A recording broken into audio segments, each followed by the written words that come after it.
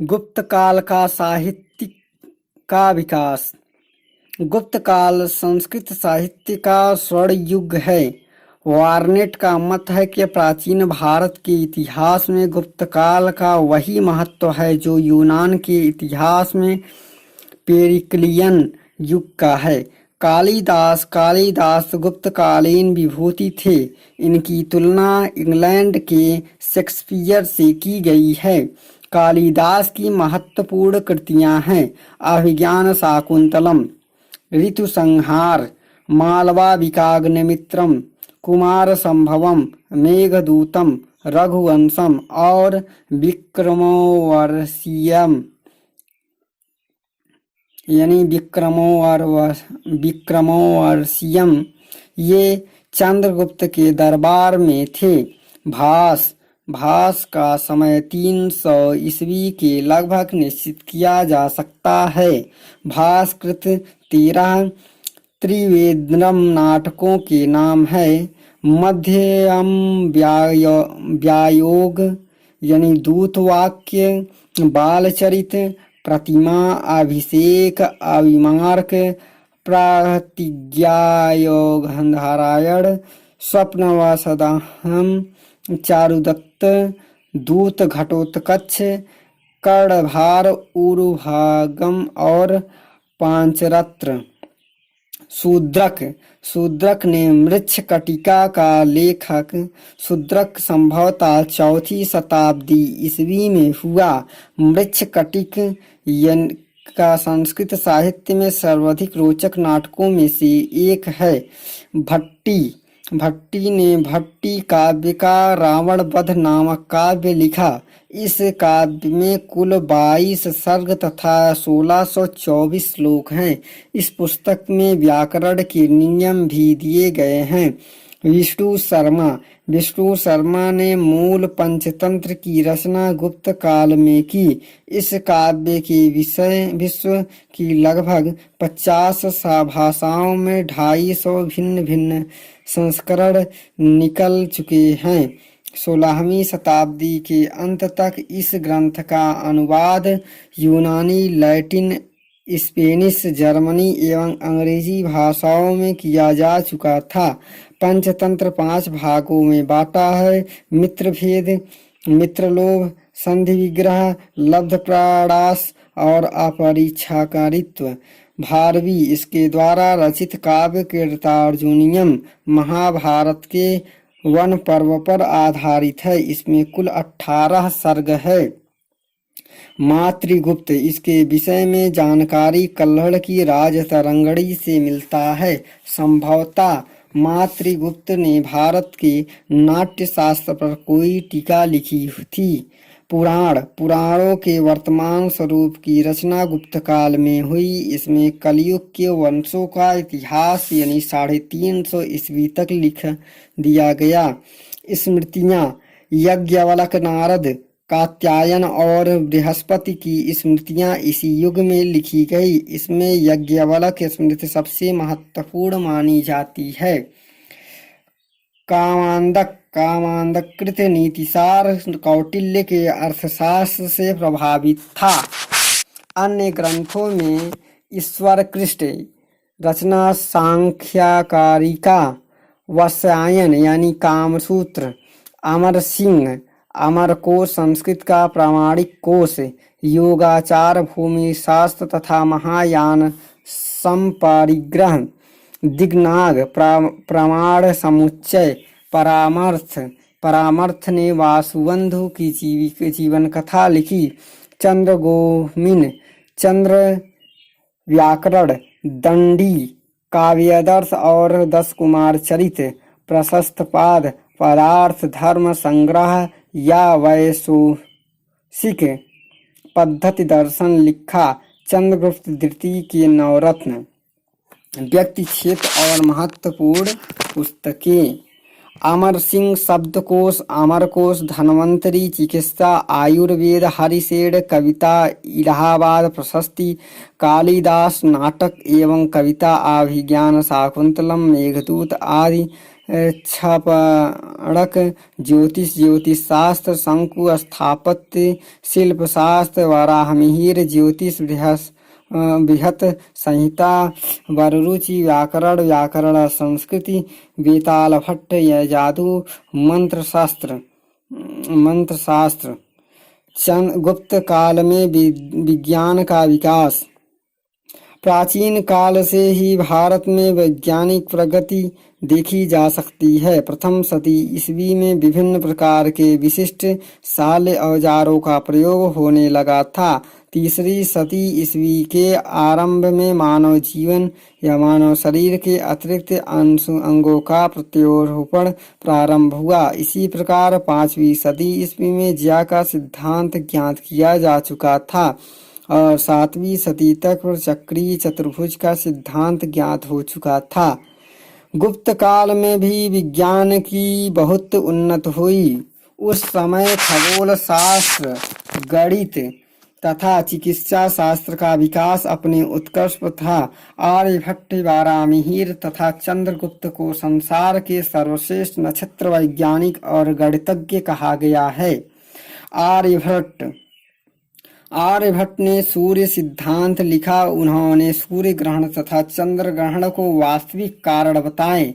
वे पहले नक्षत्र वैज्ञानिक थे जिन्होंने घोषणा की कि पृथ्वी अपनी धुरी पर घूमती है।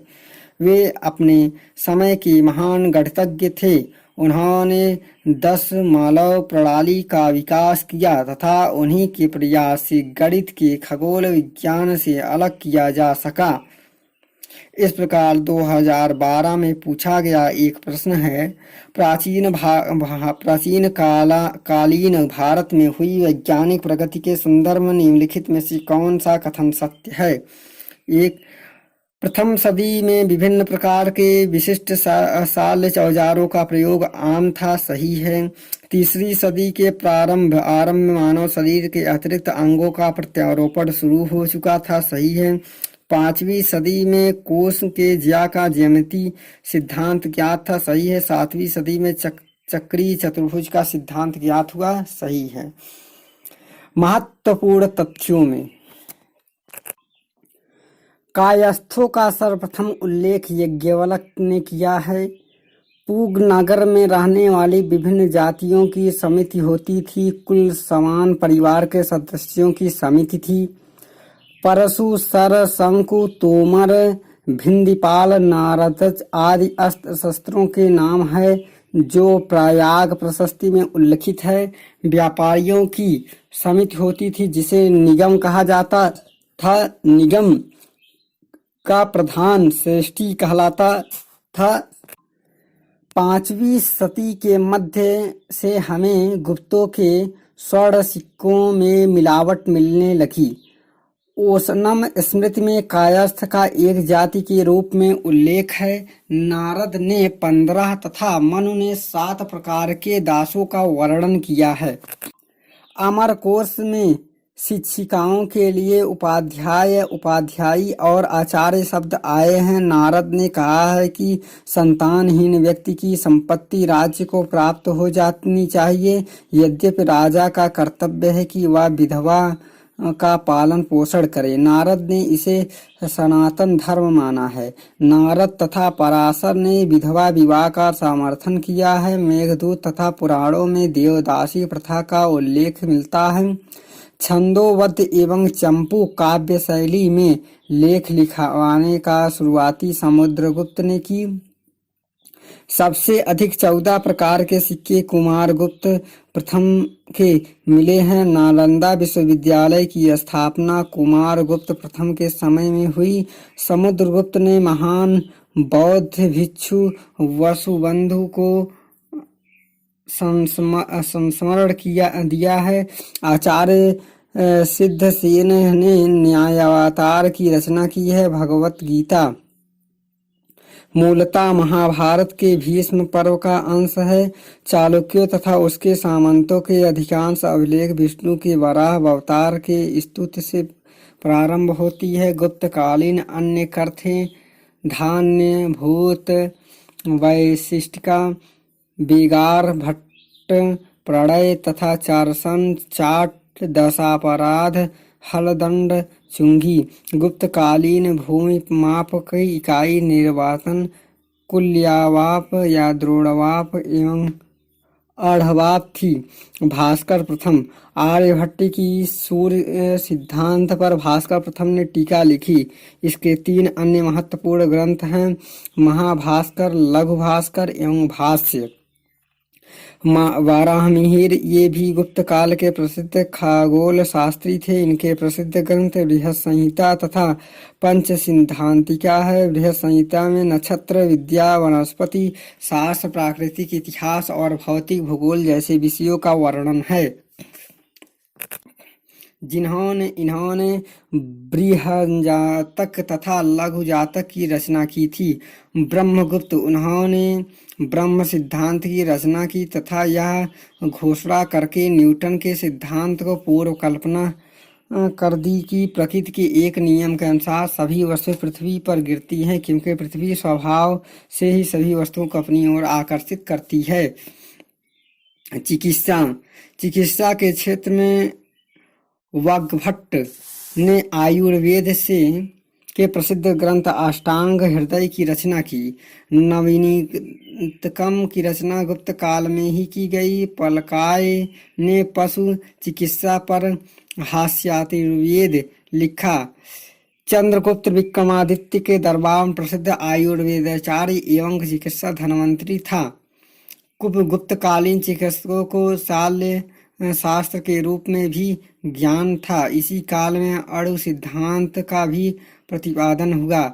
गुप्तकालीन मुद्रा। सोने के प्रारंभिक गुप्त सिक्के उत्तरकालीन कुषाणों के सिक्के से बहुत कुछ मिलते हैं, लेकिन गुप्त शासकों ने कालांतर में इसके साथ साथ नए कलात्मक प्रकार के सिक्के भी प्रचलित किए, जैसे धनुर्धर प्रकार, युद्ध पारस प्रकार, चीता घातक प्रकार, शेर घातक प्रकार, छत्र प्रकार, घुड़सवार प्रकार और हाथी सवार प्रकार आदि। समुद्रगुप्त के अश्वघोष अश्वमेघ यज्ञ प्रकार के सिक्के और चंद्रगुप्त द्वितीय के शेर घातक प्रकार के सिक्के सर्वोत्तम है, किंतु कुमारगुप्त प्रथम के समय में इस कला का पतन आरंभ हो गया। सिक्कों के मुद्रा लेख पद्मात्मक है।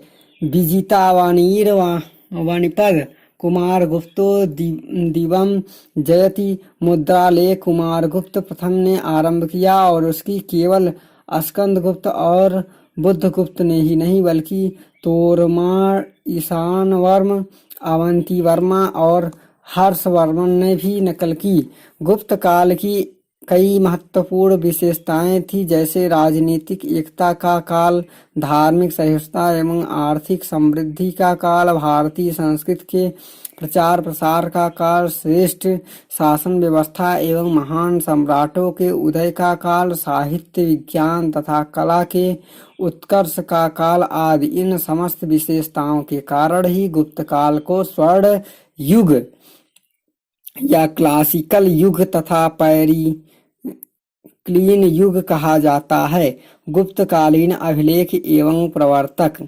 समुद्रगुप्त के एरड़ प्रशस्ति, प्रयाग प्रशस्ति, नालंदा शासन लेख, गया ताम्र शासन लेख, चंद्रगुप्त द्वितीय के समय में उदयगिरी शिलालेख, मथुरा स्तंभ लेख, गढ़वा सांची स्तंभ लेख, मेहरौली प्रशस्ति और कुमारगुप्त प्रथम के गढ़वा शिलालेख, बिलसड़ स्तंभ लेख, उदयगिरी गुहा लेख, धनदेव ताम्रलेख, मानकुमार बुद्धिमूर्ति लेख, मंदसौर शिलालेख, करमांदहंड लिंग लेख और कोरताई कोटी ताम्रलेख, दामोदरपुर ताम्रलेख, वैग्राम ताम्रलेख, स्तंभगुप्त कहोम स्तंभलेख, सुप्रिया स्तंभलेख, भीतरी स्तंभलेख, जूनागढ़ प्रशस्ति, इंदौर ताम्रलेख। कुमारगुप्त द्वितीय के सारनाथ बुद्ध मूर्ति लेख, पुरगुप्त के बिहार स्तंभलेख, भानुगुप्त ने एरड़ स्तंभलेख, विष्णुगुप्त ने पंचम दामोदर स्तंभलेख,